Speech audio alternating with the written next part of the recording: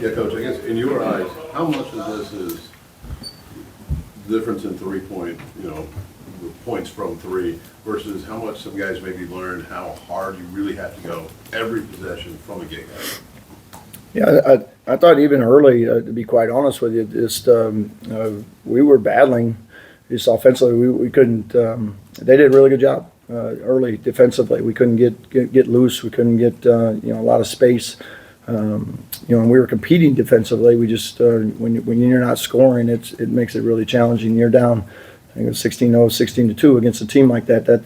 That's tough because I think they're really good. I think they do a really good job offensively of making you pay when you make mistakes, and defensively I thought we gave great effort, but there was the few mistakes that we made, they made us pay. And then I thought defensively they were really hooked up tonight. I thought they did a good job of making things tough and challenging, and we had some moments we were able to break free and get loose a little bit, but overall it was just too big of a deficit to overcome.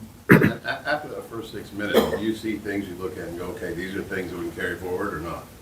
Yeah, there's plenty of positives. Like every game, there's positives, there's negatives. I thought our ability to continue to fight was good. If you give into it at all on a team like that, you can be down 30 or 40 pretty quickly because they can do that to you. So I thought our guys' composure, even after the rough start, they continued to just battle and chip away, and we were able to get it down to, I believe, 8 or 10 in the second half and put it right there, and then unfortunately they pushed it right back again. So we could just never quite get over that hump to get us within a couple possessions.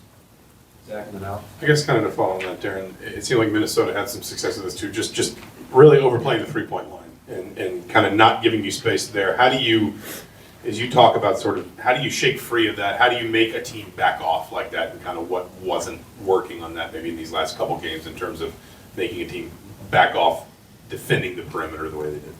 Yeah, I mean, if teams are going to get up and challenge you, it's you have to be able to get to the rim, and different ways to do that. But if they're pressed out, taking away threes, you have to be able to drive and get to the rim and finish. Drive and get to the rim and get fouled, or back cuts. Those are other ways that you can put pressure. I thought Louisville did a good job of taking those away because we tried to get to some of those actions as well, with them pressuring us the way we did.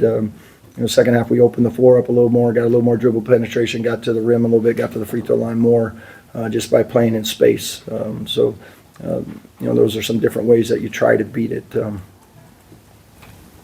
Alex said this. Obviously, hard to win when you give up 87 points and they make 13 threes. What did you see just in terms of the quality looks that they were getting from the 3-point line? Was there any consistent theme in terms of how they were getting 3% of those looks? I thought we did a really good job on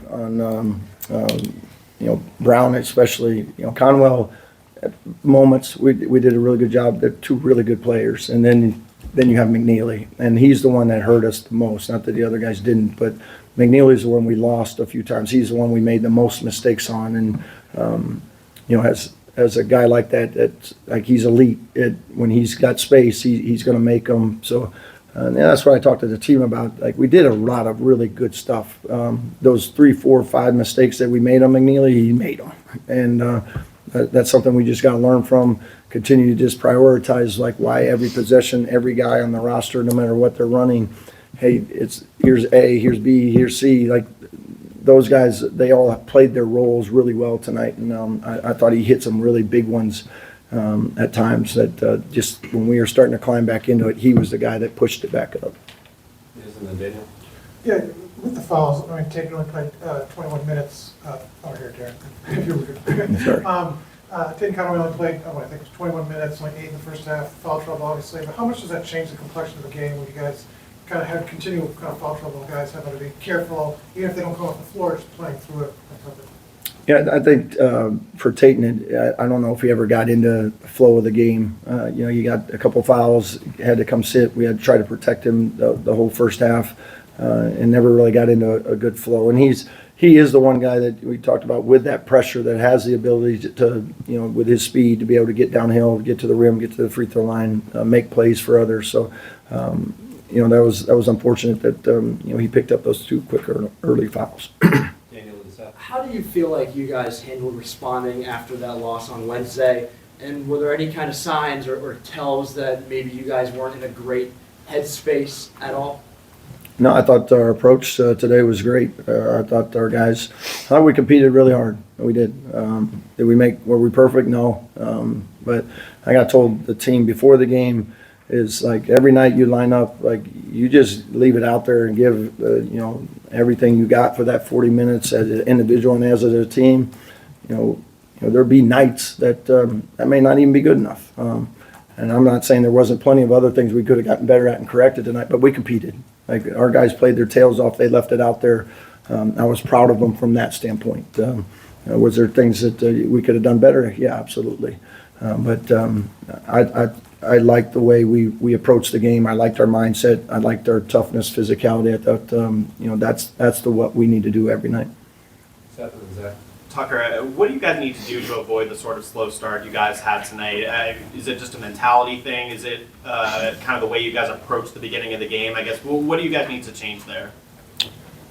I mean, I thought, kind of like he said, they came out, ready to play. And to be honest, I thought we played really hard and a lot harder. But there's certain things execution-wise or, just really being dialed in on the defensive end. Like he kind of said, the defensive mistakes wasn't really a lack of effort or physicality. It was just, some of those mistakes we got to clean up. And then changing the beginning of the game could have changed a lot of things because I thought as we settled in, we played a lot better after that first kind of run from them. Zach. Coach, specifically, especially against a backcourt like this, what more are you looking for from your guards out there? On the defensive end or? Both offensively and defensively in a backcourt matchup like this. Yeah, defensive end, again, I thought those guys did a really good job. I mean, Mikal Brown's getting, he's getting drafted. He's probably a top 5 pick. Ryan Conwell's their leading scorer. He's a really good player. And then you talk about, McNeely is the third guy that you got to worry about from a shooting standpoint. Like they just put a lot of pressure on your defense. From a stretching you out, and also, hey, I got to be able to contain these two guys that can really take you off the bounce. So, I thought our guards really fought.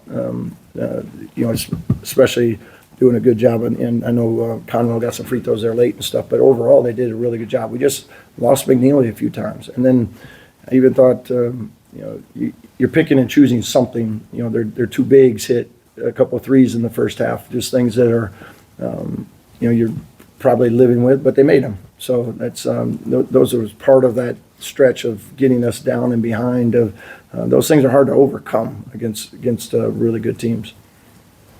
Anything else? Back row. Coach, how about the spark you got from Dorn? He's done that now a couple of times. Is that something you think you could consistently do for you? Yeah, Nick's a really good shooter. He's starting to work his way back, doing some good things, starting to get more and more comfortable. He just hasn't practiced very long. He's been out there, 2.5 to 3 weeks, so he's starting to find his feel and his rhythm and things like that. And his game legs are starting to come. So I thought he did a really good job of staying with it there. And in the second half, was able to get free and give us at least a fighter's chance, with a couple minutes to go. You just never know what something can happen, but he at least kept us close enough to maybe it could have got really interesting. All right, thanks, guys. Thank you all.